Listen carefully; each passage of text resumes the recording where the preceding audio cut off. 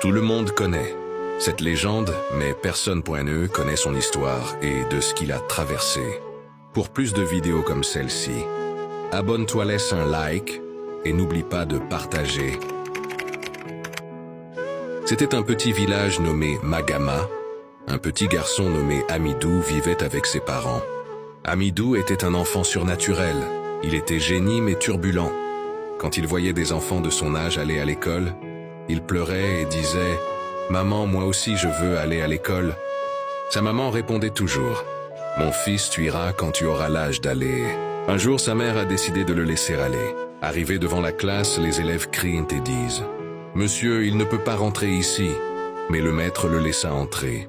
Une fois rentré, il part s'asseoir derrière. Quelques minutes de cela, lorsque le maître écrivait, Amidou se leva et danse de toutes ses forces. Même à la récréation, Amidou était le comédien du groupe. En 2015, Amidou obtient son concours d'entrée en collège. Il était un génie, turbulent. Au collège, il devient encore plus pire. Toujours le plus bavard et comédien de la classe. Parfois, le professeur souriait à ses blagues et des fois le renvoyait. Ce jour-là, tout a changé lorsque Amidou dit à son père « Papa, je ne veux plus aller à l'école ». Son père répondit « Pourquoi tu ne veux plus aller à l'école ?» C'est alors qu'il dit « Papa, je veux sortir d'ici, aller ailleurs pour travailler ». C'est alors que Amidou est parti, arrivé à Nouakchott, capitale. Il n'a nulle part où aller. Il décida d'aller chez son cousin, neveu de son papa. Ce dernier l'accueilla amplement et appela son père et lui dit « Tonton, Koda va rester ici et travailler avec moi ».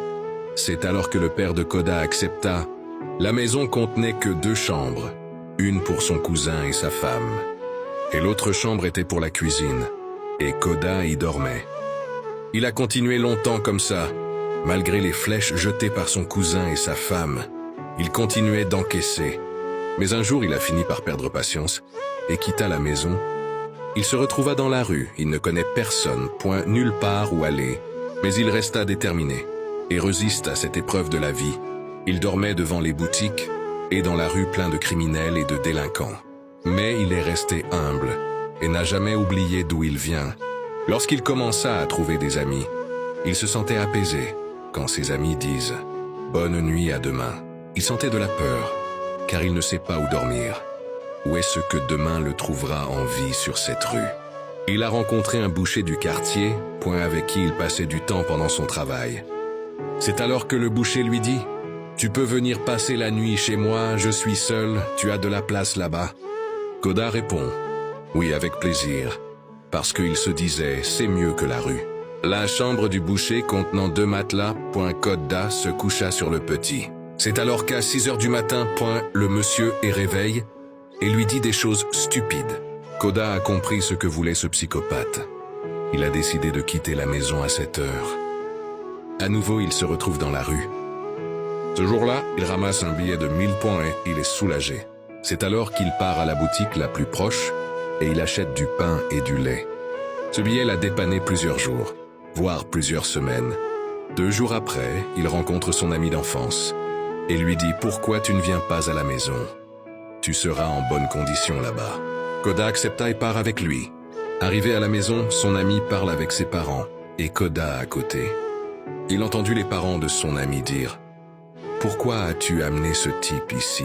Tu ne le connais pas et tu l'as juste vu comme ça. » Après avoir tout entendu, il se lève doucement et prend son sac. Il sort de la maison et part encore sans destination. Encore pour une 3e fois dans la rue, il retrouva encore son ami, qui l'expliqua et lui dit « Mes parents ne savaient pas qui tu étais et je leur dis toute ta situation. Tu peux maintenant revenir à la maison. » Il y retourne avec son ami, mais cette fois tout change. Il le respecte et le considère aussi. Il participait à tous les travaux de la maison. Et aussi il a commencé à faire de la mécanique. Après que les 2 enfants de vieux ont acheté une maison, Koda et son ami sont partis vivre avec eux. Mais la vie là-bas n'était pas si facile que ça. Chaque jour une nouvelle histoire. C'est alors que Koda a dit à son ami « Je crois que vaut mieux qu'on aille de cette maison, sinon ça risque de finir mal. » Ils décidèrent de faire face à la femme et disent « Merci pour tout ce que vous avez fait pour nous. On doit partir d'ici pour se rapprocher de notre lieu de travail. Ils prennent la route longue et marchent pendant une longue durée. Ils reviennent vers le vieux qui leur dit « Je vous l'avais dit, ce sont mes enfants, et je les connais mieux que quiconque. » Il est resté longtemps avec cette famille. Koda savait cuisiner beaucoup de plats, c'était son plus grand atout. Un jour, pendant qu'il travaillait au garage, son patron le dit « Koda vient habiter avec moi. Je vois que là où t'es, il y a beaucoup de fréquentation. » Oui, c'est normal puisque la maison où il vivait était devenue une maison de loyer et il dormait dans le véranda. Son patron l'a amené chez lui. Koda était considéré comme l'enfant de la famille. Tout le monde l'aimait, l'appréciait et le respectait. Parfois au garage, Koda ne faisait que danser et faire de la comédie. Un jour, l'un de ses amis l'a dit « Koda, pourquoi tu n'ouvres pas TikTok ?» Koda répondit « J'ai pas les moyens et les crédits pour faire TikTok. Je préfère Facebook qui est gratuit. » Un jour, lorsqu'il était seul, il a fait une vidéo et l'a publiée. Voir la vidéo. Oh!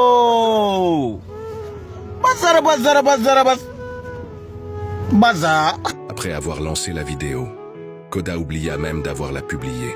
Il continua son travail.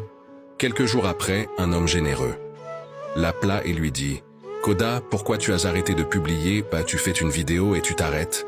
Koda rétorqua « C'est pas ça. Le problème c'est que j'ai pas les moyens que TikTok demande. Je ne peux pas activer toujours du forfait. » L'homme lui dit « Je te garantis de t'activer du forfait. Chaque semaine, l'essentiel continue de publier. » Malgré les paroles négatives et les murmures, Koda continua d'avancer et refuse d'abandonner en acceptant son destin. Koda s'est resté focus sur son objectif, car sa mère, qui son premier fan, le disait toujours « Mon fils, n'écoute jamais ce que disent les personnes sur toi. Sache qu'une personne est comme un livre.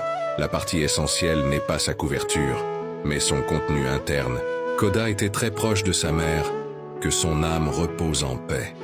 L'amour de sa mère est la principale source de sa réussite. Restons humbles et soyons adorables envers tout le monde, car on ne sait pas ce que l'avenir nous réserve ainsi qu'aux autres. Car la vie est comme l'a défini Koda. Mais tout ce qu'on facilite est facile, tout ce qu'on difficilite, c'est difficile. Tu comprends un peu? Donc, tu sais, marcher doucement n'empêche pas d'arriver. Et courir, ça ne va pas encore te faire arriver.